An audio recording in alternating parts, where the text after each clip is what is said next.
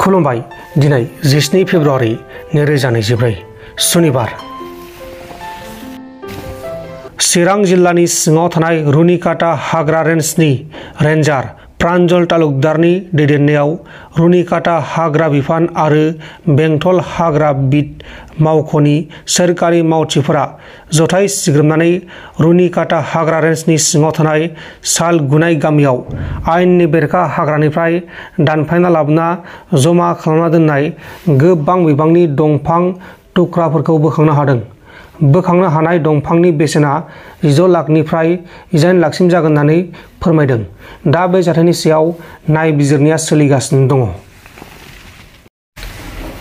बर' हारिनि गेजेराव आरो असमियाफोरनि गेजेरावबो 50 बोसोर सनाथि मायथाइ फालिनो हाजेननाय सोरां मन्जु थियेटारनो बिटिआर सोरखारनिफ्राय 15 लाख रांखौ हेफाजाब होनो थाखाय प्रमद बर'आ फोसावदों।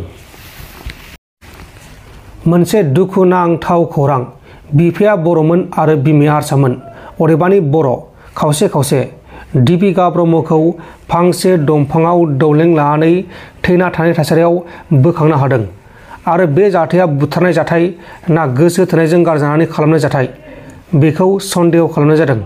क'क्राझार सोरखारि फरायसालिमायाव फरायबाय थानाय 11 थाखोआव फरायबाय थानाय दीपिका ब्रह्मखौ क'क्राझार सहरनि बागानसालियाव फांसे दंफांनि दालायाव दौलें लानानै थैना थानायाव बोखांनो हादों। आरो बेखौ लानानै साखाथि फाखाथिनि मानसिफोरा आरो रायजो राजाफोरा गिखांनाय फोरमायदों। नाथाय दीपिका ब्रह्मआ बे जाथायखौ मानि जाहोनाव खालामखो, सोरनि जाहोनाव खालामखो, ना सोरबासो बुथारनानै आलायना गालांखो, बेखौ दासिमाव रोखा खालामथ'नाय जायाखै। दा बे जाथायनि सायाव आसाम पुलिसआ गावसोरनि खामानिखौ मावगासिनो दङ आरो बे जाथायनि उनाव क'क्राझार फरायसालिनिफ्रायबो दुखु मोननाय फोरमायदों। इंलिस आयदानि आनजादाव असमिया आयदानि सोंथि बिलाइ फैदोंमोन। वेस्ट कार्बि आंलं जिल्लानि सिङाव थानाय हुवाइपुर गोजौ फरायसालिनि मेट्रिक आनजादनि सेन्टाराव इंलिसनि जायगायाव इंलिसनि सोलाय असमिया आयदानि सोंथि बिलाइ सफैदोंमोन। बेनिखायनो आनजादा 1 घन्टा लेट जानांगौ जादों। जोंबो भटनि मोन्थाइखौ लुबैयो। रायजो राजाफ्रा गावसोरनि दुखुखौ लानानै दैदेनगिरिफोरखौ सोंखारिदों। भट नांगौबाल' मन्त्रि एमएलएफोरा फैयो, गामिनि जाम्बि जाम्बाफोरखौ बुरखायफैयो। नाथाय जाम्बि जाम्बाफोरासो भटखौ थुनानै एमएलए मन्त्रि खालामो, देरहासार होयो आरो देरहाखांनानै जोंखौ एसेबो सिनाया। खना खनला गामिफोरा माबायदि जाना दङ, खना खनला गामिफोरा माबायदि थासारियाव दङ, बेखौ नायनाया एमएलए एमसिएलए आरो मन्त्रिफोरनि बिबान।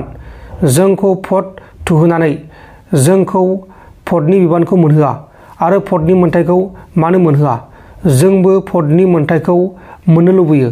उदालगुरि जिल्लानि सिङाव थानाय एमएलए माजबाद बियाबजों लोगोसे एमसिएलए धोनस्रि बियाबनि बेंखनाव थानाय काइजियामाटि थाराइबारि गामिनि रायजो राजाफोरा थांलाय फैलाय खालामनाय हान्था मेलानि जेंनाखौ लानानै दैदेनगिरिफोरखौ दुखुजों सोंखारनो गोनां जादों। मैया ससियेल मिडियानि गेजेराव मेट्रिक आनजादनि पेपारआ लिक जादों होननानै फोसावनाय जादोंमोन आरो बे फोसावनायनि उनाव गोबां दावराव दावसिबो जादोंमोन आरो सावरायलायनायाबो सोलिबाय थानाय जादोंमोन। मैया ससियेल मिडियानि गेजेराव आसामनि काछार जिल्लायाव मेट्रिक आनजादनि सोंथि बिलाइआ लिक जानानै गोसारदों होननानै फोसावनाया गासैबो नंखाय होननानै आसामनि मन्त्रि रनज पेगुआ फोरमायफिनदों। आसामनि बारग' चिफ मिनिस्टार रुंसारि तरुण गगैनि फिसाज्ला एमपि गौरब गगैनाव आहमनि थै गैया। बिनाव आहमनि सोलाय मियानिसो थै दं। एमपि गौरब गगैआ बिनाव बिफानि थैया थायाखै। बिफा तरुण गगैनि थैया बिनाव थायाखै, बेनाव गैया। बिनि थैया रां जाख्रुबग्रा करप्शन लिडार मियाफोरनि थैसो होननानै दादु ताये बिथाङा बुंदों। लखिमपुर डिस्ट्रिक्टनि सिङाव थानाय बिपुरिया ओनसोलाव पुलिसआ अपारेशन खालामनानै गंसे नाइट सार्भिस बासनिफ्राय नंखाय सनाजों लोगोसे जाथायाव लोब्बा थानाय 3 दायनिगिरिफोरखौ एरेस्ट खालामदों। हमजानाय दायनिगिरिफोरनि मुङा जाबाय गुलजार हुसेन, आब्दुल आलम आरो Taibur Ali. Reserve bank of इन्डियाया PPBL एबा पेटिएम पेमेन्ट बेंक लिमिटेडनि डेडलाइन होनायखौ बारायफिनबाय बा डेटखौ फावसायफिनबाय। पेमेन्टनि रां हरनाय बा पेटिएमनि पेमेन्टनि रां हरनाय, रां सोनाय बख'नाय खालामनाय, वालेट आरो फास्टेगनि डेडलाइनखौ फैगौ 15 मार्चसिम बारायफिननाय जाबाय। हेंथा सायावबो थिकादारआ सोलायाखै, गावनि गोसो बायदि लुदों। उदालगुरि जिल्लानि सिङाव थानाय खैराबारि सोलोंथाइ खोन्दोनि दारगाघाट गामिनि 384 नं तराबारि गुदि फरायसालिनि लांगोनायाव जल जीवन बिथांखिनि दै जगायग्रा टेंकि गायसननायखौ लानानै गामिनि रायजो राजाफोरा अजद दैखांदों। रायजोफोरा गायसनजेननायाव थिकादारखौ हेंथा होदोंमोन बा बेहाय लुफुंनो होआखैमोन, नाथाय हेंथा सायावबो थिकादारआ गावनि गोसो बायदि गायसनदों होननानै अजद दैखांदों आरो बिनि थाखाय फरायसालिनि लांगोनाया बन्द जादों आरो बेहाय फरायसालिनि फोथारा बन्द जादों।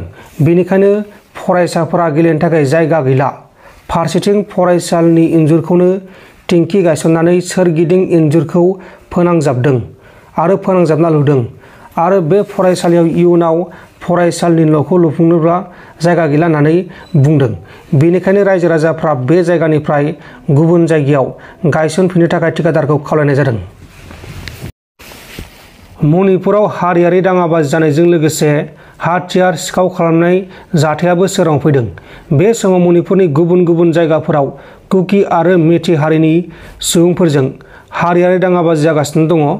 गिबियावनो बे दाङाबाजिया एसटि होनायखौ लानानै जादोंमोन। इम्फलनि सिंलांनारेलाव रौनिया हानजाया अपारेसन खालामनानै सिलाइ आरो सिलाइ गुलि सिखाव खालामग्रा गासै 6 दायनिगिरिखौ एरेस्ट खालामदों आरो बिसोरनिफ्राय 2 राइफल, 1 AK आरो मेगजिनबो बोखांनो हादों। हमजानायफोरनि मुङा जाबाय मायांबाम बिन'द सिंह, नावबा मेथे, RK सन्जय, राजकुमार रकि सिंह, सनायतय आरो सुनिर।